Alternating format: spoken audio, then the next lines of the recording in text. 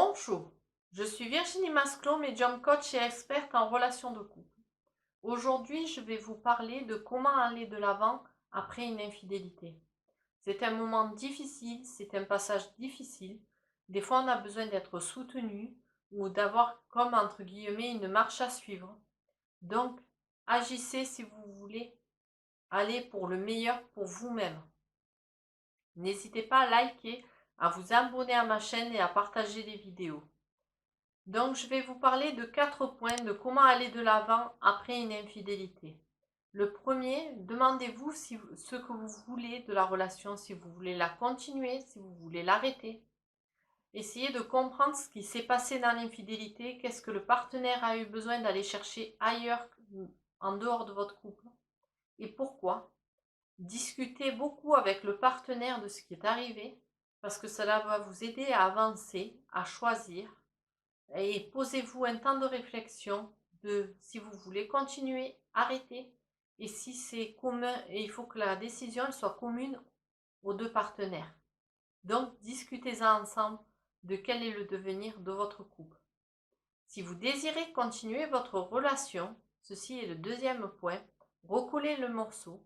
Il est important de ne jamais être rancunier et de toujours remettre le passé sur la table, cet écart de conduite.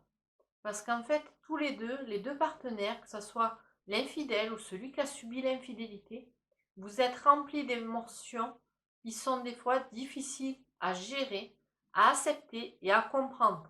Parce que la personne infidèle s'est sentie coupable d'avoir fait subir ça à son partenaire ou sa partenaire.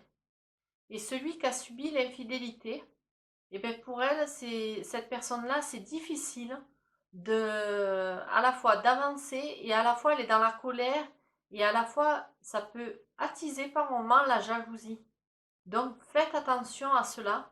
Et par contre, si vous souhaitez continuer votre couple, il est important d'avoir de nombreuses discussions, de remettre votre confiance à plat pour la remettre dans une nouvelle dynamique, d'être vraiment dans la compréhension mutuelle et c'est tout ça qui va vous aider à avancer. Par contre, posez-vous la question de pourquoi votre partenaire il est allé voir ailleurs et qu'est-ce que vous devez aussi améliorer peut-être au niveau sexuel dans votre couple. Parce que ça, c'est aussi un des piliers du couple de l'infidélité.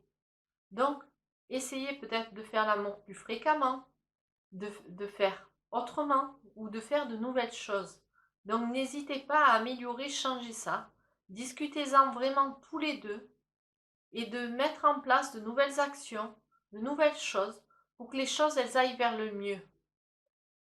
Vous pouvez également, quand des fois c'est très difficile, vous faire accompagner par un coach qui va vous aider à améliorer votre couple pour repartir sur de nouvelles bases saines et sereines.